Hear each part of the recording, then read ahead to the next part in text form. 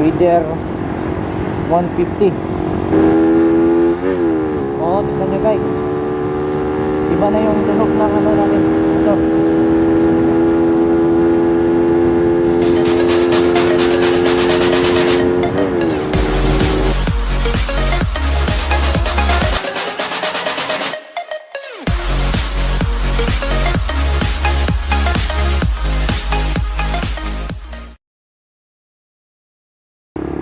What's up mga kamananap, no? So here we go again.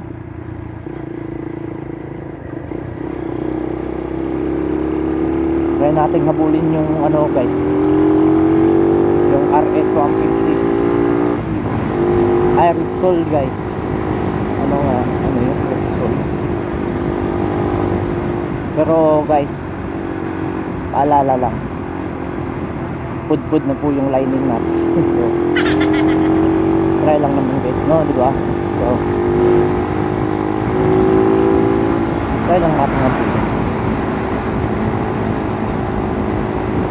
Dati po guys, nakakatap po ako ng 150. Ngayon po hanggang 130 lang po talaga ako guys. Hindi na siya tumataas yung speed. Guys, yung Repsol 150, try po natin habulin. So shout out sa'yo kapwa, Ichar, naging kapwa na yung RS. Shout out lang naman guys, diba? Just try lang din namang habulin. Hindi ko naman sinabing kaya nating habulin tong Repsol. Hindi ko alam kung anong nakaano na dito, nakaano nakalagay na naka-ECU or ano pang bagay na agad. Sarap mag-bumping na na.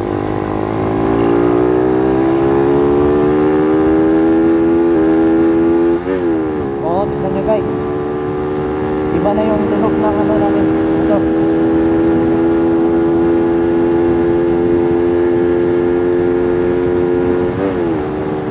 Ano raw po yun, pag pudpud na yung lining or bilis na yung speed po, pag bumitaw ka po ng clutch lining, yun po yun. Tama ba? Ano raw po, delay yung tunog niya po. Sample ako. Ganito po yung tunog niya. Ganon. So sasample po natin sa motor ko. Nang hinayan talaga ako guys, kasi wala talaga, pudpud na talaga yung lining ko guys.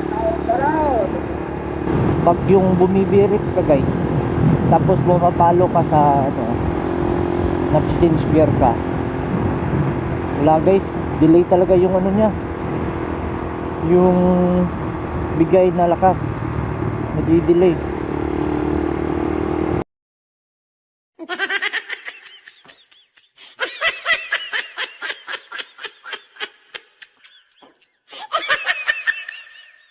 Ng flash natin isa. Iwas muna tayo sa disgrasya kasi nga kakadisgrasya ko nga lang.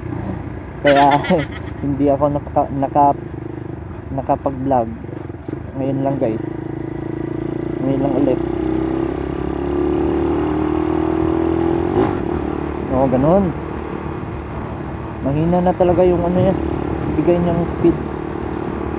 Kailangan natin magpalit ng clutch box na may 6 holes daw, para po lumakas yung ano natin. Tapos hindi po nakatuno tong carb ko,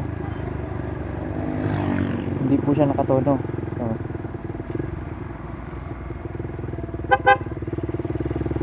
So yun po guys, hindi tayo makakabuelo.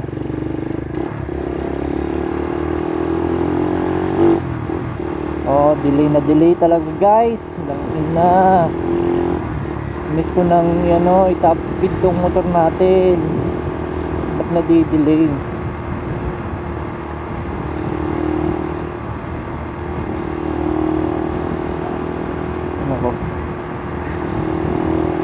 Sayang yung habulan namin ng Rexall.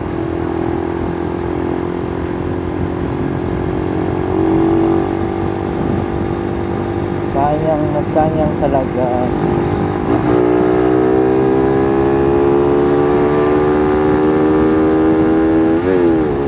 Ano yun guys, yun po yung tunog ng is na lining na clutch box.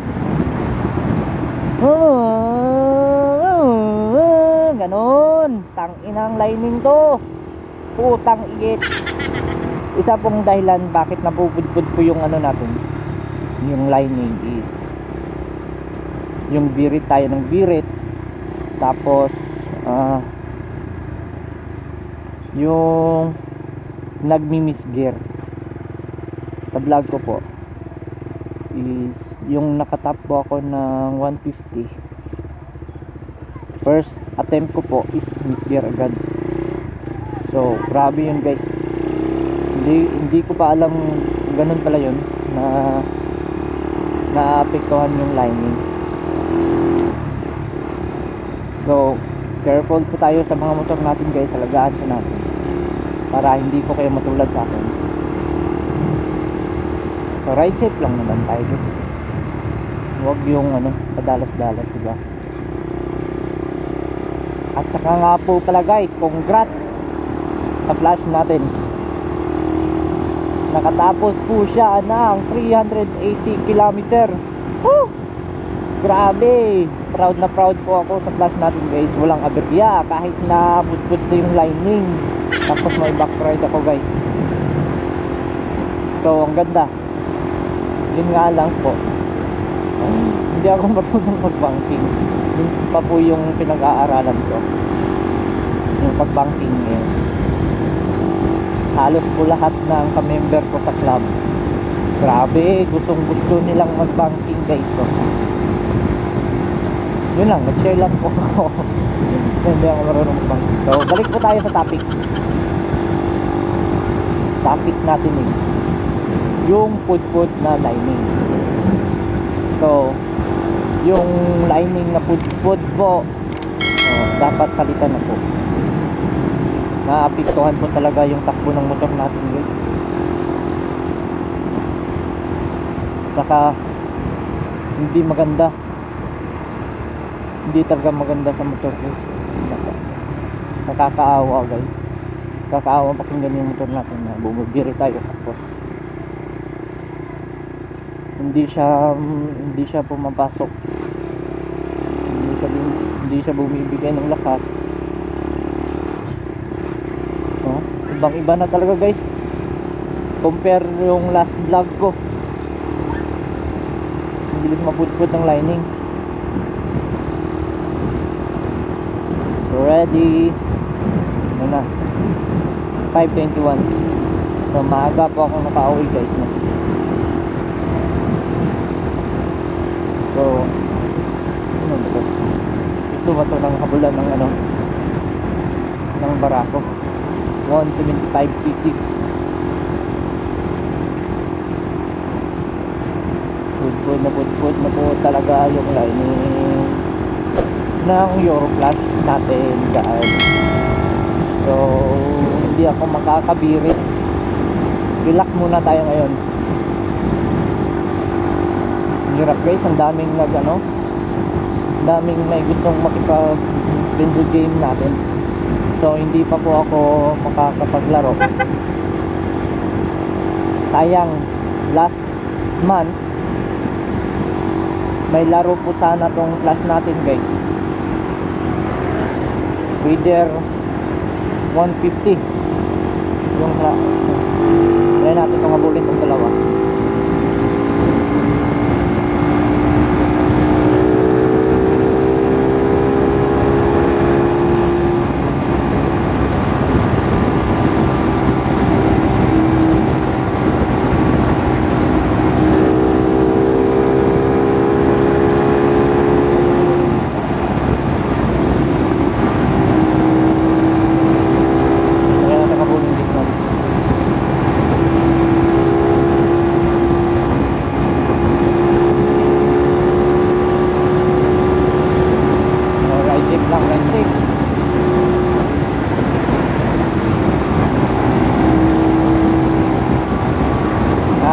naghahabulan guys.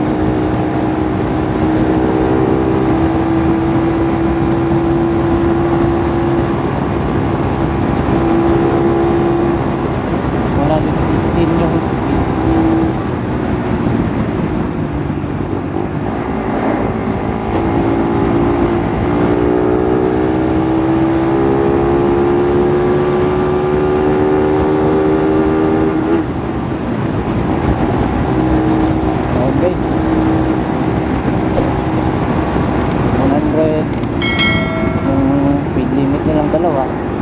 Siguro to. Oh, takot akong ganito guys. Yung nag-overtake sa ano na may liko.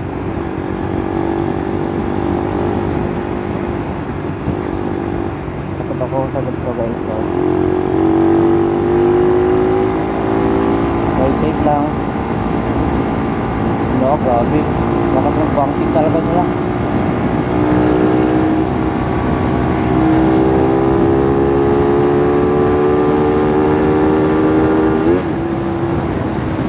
Lakas ng ano guys ah. Yung fifth gear natin okay siya. Parang sa ano guys, third gear. Third gear guys. Third gear yung ano guys, yung bilis na lining natin. Wala na yung dalawa. Third gear. So yun po. Hindi po talaga. Takot akong mag-overtake ng ano to? Ano nangyari dito? Nakala ko hinihilan ng motor. Nawala na yung dalawa, sayang. Kaya pa naman kahit na inis yung lining. Takot lang ako mag-overtake. So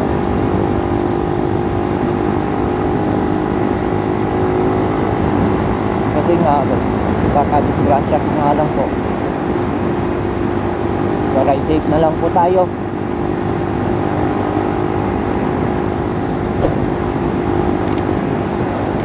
Ang pudpud na lining ko po is first gear, second gear at third gear. Yun po. Yun po dapat papalitan natin. Grabe sayang guys. Daming nasasayang na panahon kung nagstay ka lang sa akin. Charot.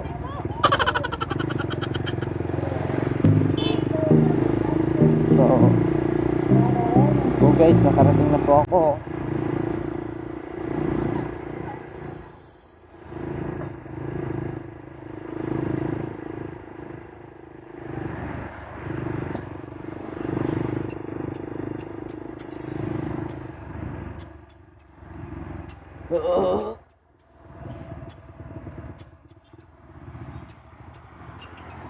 Shout out kay Draki. Ha?